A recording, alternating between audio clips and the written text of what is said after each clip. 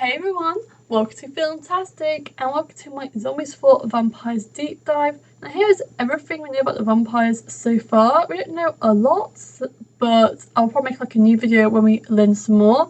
So let's just get started. So vampires aren't actually new to the zombies universe. We got our first vampire in Addison's Munster Mystery and she's called Vanna.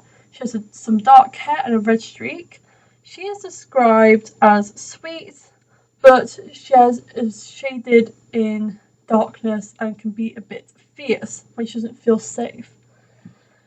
And her powers are bad transformation, hypnotism, and longevity. And kind of what we know from Vanna helps us to learn what we know already about the new vampires. So in the movie, we introduced to some new ones, such as Victor, as you guys can see now. He is charming, he's a rule breaker, and he has some shaggy red hair. In his little bio on Zombies Wiki, which I'll put a link down, it says he has a vampire transformation power and hypnotism. So we'll see if that is true or not, but it sounds kind of likely. We also have some other vampires called Vargas and Vera. And here is Vera here. She looks so cute. So these guys we know even more little about, so we can't elaborate on them too much, but like I said, they will most likely have the typical vampire things where they're allergic to onions and all that jazz. We also have Nova, who's a really interesting one, as she's not really a vampire, she's like a daywalker, but daywalkers are like a type of vampire, like a half sort of vampire. And she doesn't have any specific sort of powers yet, because we don't know much about daywalkers. We know that she's high-spirited, brave, and edgy though.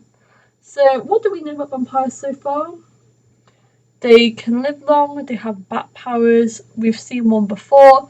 And where do they live? Well, we actually do have an idea. In Zombies 4, it's set in the basic sort of description. It says they can discover the vampires between the Wairing World of Sunnyside and Shadyside. And they are obviously new locations, so we'll have to see.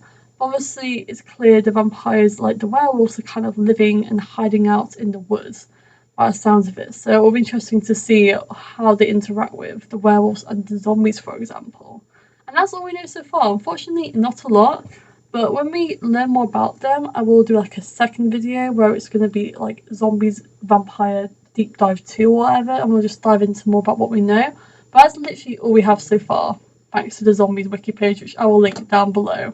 Are you guys excited to see vampires finally in the Zombies franchise? Let me know down below.